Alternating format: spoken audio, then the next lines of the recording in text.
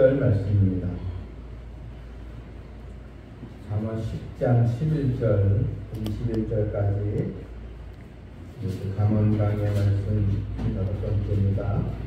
한 절씩 교독하겠습니다. 11절부터 있습니다. 제가 먼저 의인의 입은 생명의 샘이라도 악인의 입은 독을 머금었느니라.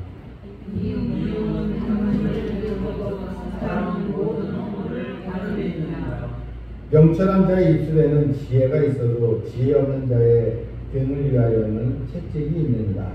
지혜로운 자는 지식을 가지고와 미련한 자의 입은 영광이라. 부자의 재물은 그의 견관성이요 가난한 자의 궁핍은 그의 멸망입니다. 의인의 수고는 생명에 이르고 악인의 수고는 지혜에 이르느니라. 훈계를 지키는 자는 생명길로 행하여도 징계를 버리는 자는 그를 갑니다. 마음을 감추는 자는 감추는 것이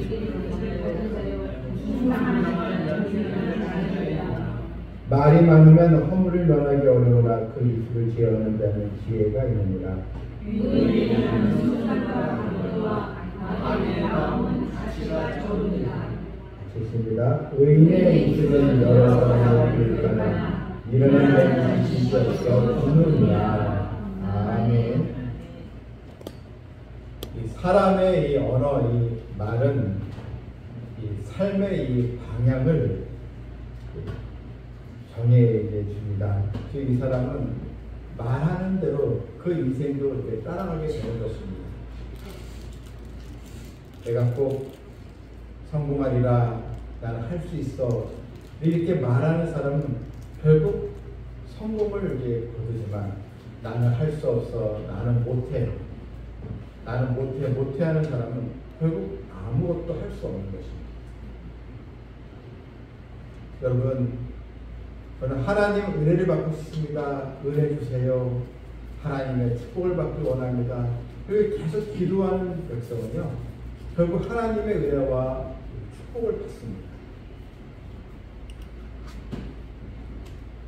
근데 그냥 하나님 줘도 좋고 안 줘도 그만이고요, 이렇게 되면, 제가 몇 번 얘기를 했지만 우리 성도들 가운데 목회자가 같이 기도할게 하면서 선생님 기도할 제목이 있을까요? 밖에 기도하겠습니다. 목사님 이런 기도가 있습니다. 기도해 주세요. 이렇게 해서 하면 또 간절히 기도하는데, 목사님 저는 기도할 게 없어요. 그냥 이 상태는 만족합니다. 이렇게 말하는 성도가 또 있어요. 여러분, 기도 제목이 없다는 건 하나님께 바라는 것이 없다는 것이죠. 믿음은 바라는 것들의 실상이라 했는데, 우리 하나님께 소원, 하나님께 바라는 것, 우리가 이런 기도의 입술이 있어야 결국은 내가 원하고 바라는 것을 얻게 되는 것입니다. 그래서 이 말이 굉장히 중요합니다. 자, 오늘 이 본문 21절 보게 되면 의인의 입은 생명의 샘이라도 악인의 입은 독을 머금는다. 의인의 입은 생명의 샘이라고 했습니다. 얼마나 여러분이 중요한 말입니까? 생명의 샘. 사람을 살린다는 것이죠.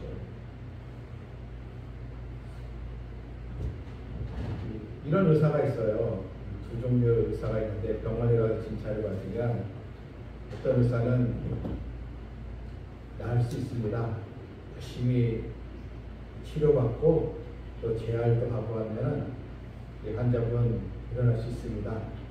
이렇게 말하는 의사가 있고, 어떤 의사는 쉽지 않은데요, 이거 더 이상 쉽지 않습니다. 오히려 환자에게 오히려 길을 꺾어버리는 의사도 있어요. 쉽지 않다고, 어렵다고, 다른 병원 가라고, 큰 병원 가보라고. 그럼 얼마나 여러분 환자의 마음이 무너지겠습니까? 그러니까 아이들도, 자녀들에게도 힘내라. 할 수 있다. 이렇게 이제 격려하고 이렇게 해주는 말하고 너는 이미 글렀구나. 너는 이미 끝났구나. 이렇게 얘기하면 여러분 우리는 부모는 대수롭지 않게 얘기해도 듣는 아이는 굉장히 그 부분에 대해서 아주 심각하게 받아들이더라고요. 의인의 입은 생명의 샘이다. 생명의 샘. 여러분 좀 마음에 또 내가 원치 않는 일이 생겨도 조금 짜증남이 있어도요. 우리 입술에서는 생명의 샘, 생명의 언어가 나오는 그런 성도 다 되시길 바랍니다. 그리고 교회에서도요, 우리 성도들이 우리 교회 좋아요, 그리고 목사님 좋아요, 우리 교회 분위기 좋아요, 이렇게 해서 하는 거하고 교회가 재미가 없네, 또 교회가 또 힘이 드네, 기대감이 없네, 이렇게 얘기하면 여러분 그렇게 말하는 성도 가운데 이게 은혜가 되겠습니까? 하나님 오늘도 주시는 은혜를 사모합니다. 여러분들 예배당에 올 때 하나님 오늘 주시는 선물을 제가 기대하고 있겠습니다. 오늘 또 목사님 통해서 선포되는 말씀 정말 보화로 받기를 원합니다. 이렇게 이제 나오는 거하고 그냥 언제 끝나? 이런 거는 틀리지 않겠습니다. 악인의 입은 독을 먹는다고 했습니다. 우리가 독이 나오는 언어가 아니고 생명의 언어가 나오는 것이 되어야겠습니다. 왜 생명의 샘물인가? 의인의 입이 왜 생명의 샘물인가? 의인의 입에서는 하나님의 말씀이 흘러나오기 때문이죠. 여러분 의인이 하나님을 경외하는 자잖아요. 그래서 의인의 입에는 결국 하나님의 말씀이 나옴으로 상대방이 생명을 얻게 되는 거죠. 여러분 자녀들 가운데요, 좀 아직 믿음이 없어, 그리고 또 아직 교육자 안 나오잖아요. 그럴 때 내가 기도할게, 걱정 말아라, 하나님도 들어주실 거야, 엄마가 기도할게. 그러면 아이는 다 그걸 싫어하잖아요. 너는 해도 안 되는 것 같다, 이렇게 얘기하는 것보다 정말 우리가 너를 위해 기도하고 있다, 하나님은 살아계시다, 그런 생명의 언어가 또 나가겠습니다. 우리 입술에서 입만 열면 원망과 불평과 복을 뿜어내는 그런 말이 아니라 정말 하나님의 기쁨의 그 언어가 나오는 이 입술이 되겠습니다. 그것은 여러분 계속 우리가 반복 훈련해야지 나오는 것입니다. 언어는요 습관이거든요. 늘 안 된다, 죽는다 이렇게 얘기하면 사실 여러분 그 이제는 거기에 머무를 수밖에 없는 것입니다. 이 언어학회의 통계에 의하면 사람들이 하루에 주고받는 말 가운데 긍정적인 언어는 보통 3개에서 5개 정도가 나온대요. 그런데 이 부정적인 언어가요, 우리 9배에 가까운 27개, 27.5개가 나오더라. 이게 이제 언어학회에 나옵니다. 24시간 하루를 보내면서 괜찮다, 좋다, 이런 좋은 말은 30개밖에 안 되고, 부정적인 말이 무려 25개 된다는 거죠.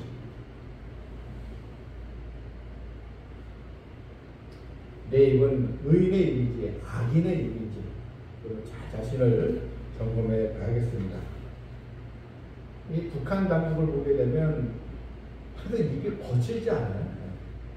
뭔가 우리가 좀 잘해보자, 평화롭게 하자면 그 세상에 방송에서 나오는데 개소리하지 말라, 이게 이런 식으로 이게 참 말이 굉장히 포악스 거치거든요. 여러분 그 말만 들어도 그 사회가 얼마나 무정한 사회인지, 공포스러운 사회인지, 세계 모든 언론 매체가 다 듣고 있는데도 그렇게 말을 악독의 말을 퍼붓는다는 것은 그만큼 이미 그 사회가 많이 망가져 있다는 증거인 것입니다. 미국의 아브라함 링컨 대통령이 가장 존경스러운 대통령이지만 결국 총에 맞아 죽지 않습니까? 링컨 대통령이. 그래서 이제 장례식을 치르는데 링컨을 가장 미워했던 이 적수였죠. 이 스탠턴이라고 하는 그 장관이 있는데 늘 그 링컨을 저주하고 악독을 퍼붓고 그렇게 했습니다. 그런데 이 스탠턴이 링컨이 사망했을 때 통곡을 했습니다. 여기에 가장 위대한 사람이 누워 있습니다. 정말 이분을 저는 사랑합니다. 이렇게 통곡했다는 거예요. 이 스탠턴이 왜 이렇게 링컨의 죽음에서 애도했는가? 원래는 정말 정적이었습니다. 늘 링컨에게 무례한 말과 행동을 서슴지 않고 했습니다. 그런데 링컨이 대통령이 당선되자 이 스탠턴 이 사람은 링컨 저 사람은 이 나라를 미국을 망하게 할 것이다. 국가적인 재난이다. 이렇게까지 악담을 퍼붓습니다. 그런데 나중에 링컨 대통령이 이제 각 장관들 내각 구성하면서 가장 중요한 국방부 자리에 자신을 저지했던 이 스탠턴 이 사람을 임명을 했습니다. 참모들은 다 안 됩니다. 제거해달라. 이런 사람 어떻게 국방부 장관에 세울 수 있겠습니까? 링컨이 이 사람 나한테 좋은 말을 하지 않았지만 제가 보기에는 이 사람은 그래도 사명감이 있고 또 국방에 대해서 많이 아는 사람이니까 뭐 기회를 줘봅시다. 오히려 이 사람을 장관으로 임명을 합니다. 늘 링컨이 이 사람을 용서하고 일할 수 있도록 또 나라를 위해서 수고할 수 있도록 기회를 준 것입니다. 여기에 이 스탠턴이 마음이 녹아져서 링컨에게 사과하고 자신의 이런 정말 형편없이 말했던 것을 후회하면서 이 장관직을 잘 수행을 했다는 것입니다. 장례식을 이렇게 통곡하며 울었던 것입니다. 본문 13절을 보게 되면 명철한 자의 입술에는 지혜가 있어도 지혜 없는 자의 등을 그거는 채찍이 있느니라. 그러면 지혜 없는 자를 잘 또 일으켜 이제 충고의 말을 또 하는 거죠. 또 미움은 다툼을 일으켜도 사람은 모두 허물을 가려운다 그랬습니다. 또한 14절에 지혜로운 자는 지식을 간직하거니와 미련한 자의 입은 멸망에 가까우리라 했습니다. 미련한 자의 입은 멸망에 가까우리라. 지혜 있는 자는 자신의 이러한 지식을 절제해서 적절하게 사용하지만 그런 미련한 자는 절제할 수 없기에 자기의 그 말 한마디로 멸망하게 된다는 것입니다. 요즘 자주 나오는 정치인들의 그 이야기가 무엇입니까? 유튜브나 SNS에 그냥 자기가 원치 않는다고 그냥 나라나 미래에 대해서 악담을 퍼붓다가 결국 나중에 그게 다 이런 사람이 이런 말을 했습니다. 이거 보십시오. 이래서 결국은 정치에서 낙마하고 말 한마디 때문에 정치 세계에서 끝나는 경우를 많이 보지 않습니까?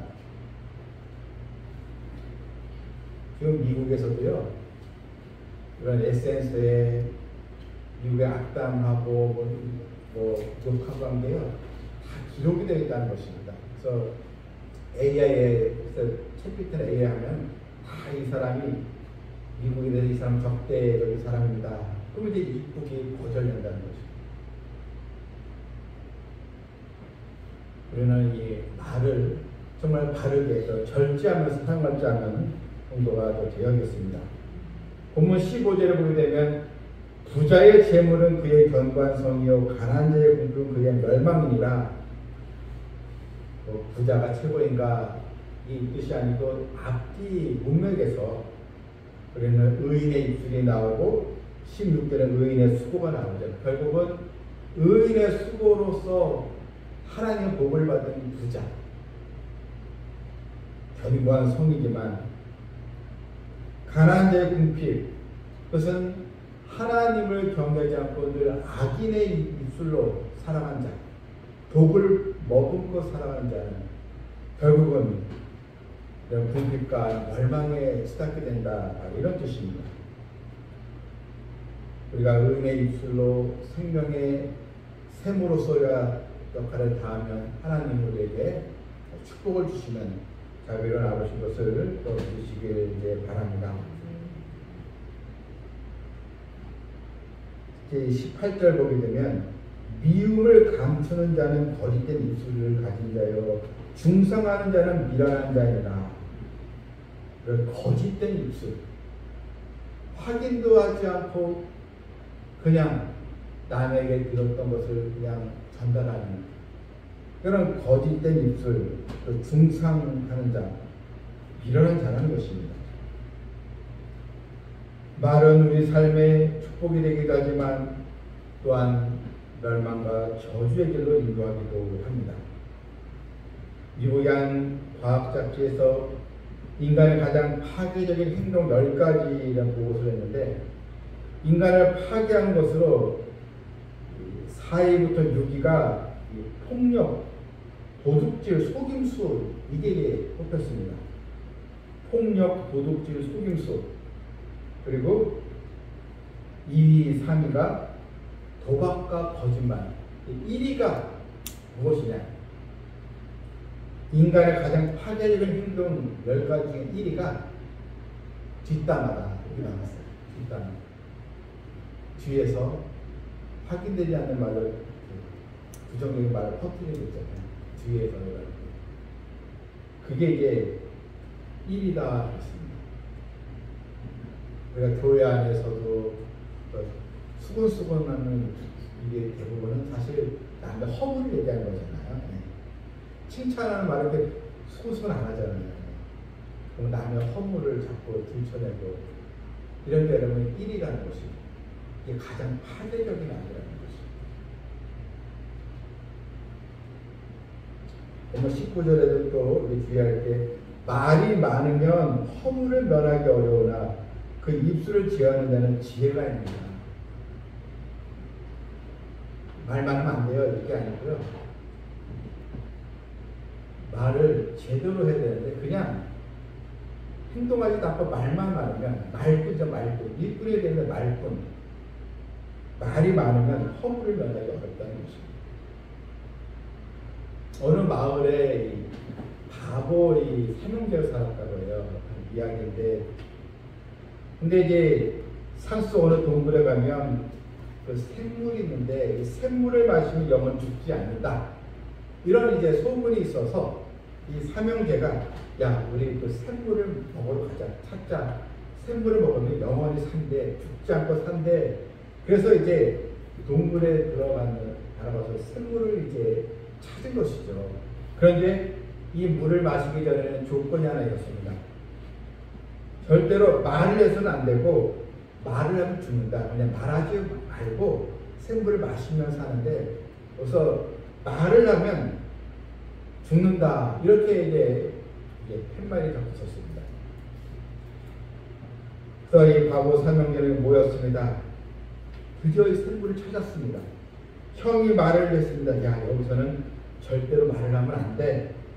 형이 그 자리에서 죽었어요. 또 둘째가 거봐 말하지 말랬잖아. 그래서 죽고 셋째는 나만 살았네. 이렇게 말하다가 죽었다는 것입니다. 이 사실을 알게 된 동네 사람들이 이 삼형제 시신에서 장례를 치러줘야지 하면서 다 샘물 동굴 속에 들어갔습니다. 그래서 이장이 동네 사람들에게 여러분 이곳에서는 말을 하면 절대 안 됩니다. 그때 동네 사람들이 네 하고 대답했는데 다 죽었다는 것입니다. 한 이야기에 불과하지만 하나님 말이 많으면 허물을 면하기 어렵다. 그렇다고 교회에서 말하지 말라는 게 아닙니다. 네.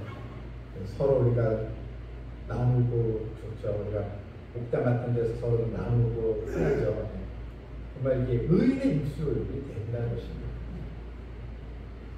말씀을 맺겠습니다. 의인의 입은 생명의 샘입니다. 20절에도 의인의 혀는 순은과 같거니와 악인의 마음은 가치가 적으니라 했습니다. 의인의 혀가요 순은 이거 그만큼 아주 귀하다는 것입니다. 나는 타인을 축복하고 위로하며 칭찬하는 순은과 같은 입술인가? 아니면 상대방을 자꾸 수렁으로 빠뜨리게 하는 미련한 입술인가? 우리 입술을 제어할 정도가 되고 그냥 고비 풀린 말처럼 그냥 내키는 대로 감정대로 내뱉는 말이 아니라 또한 혀를 제어하지 않고서는 미련한 삶을 벗어날 수 없다는 말씀처럼 우리가 입술을 잘 제어하고 이제는 비방이 아니요 생명의 샘의 그 언어가 나오는 축복이 있기를 주님의 이름으로 축원합니다. 아멘. 하나님 감사합니다. 오늘도 잠언 말씀을 통하여서 우리가 정말 의인의 입이 얼마나 중요한 것인지 생명의 또 샘이 되는지를 알게 주셨사오니 우리 성도들 오늘 말씀대로 우리가 주님이 주신 말씀으로 알고 우리 삼성 비전교회 성도들은 다 의인의 입술로서 생명의 샘이 넘치는 축복이 있게 하여 주시옵소서. 예수님의 이름으로 기도하옵나이다. 아멘.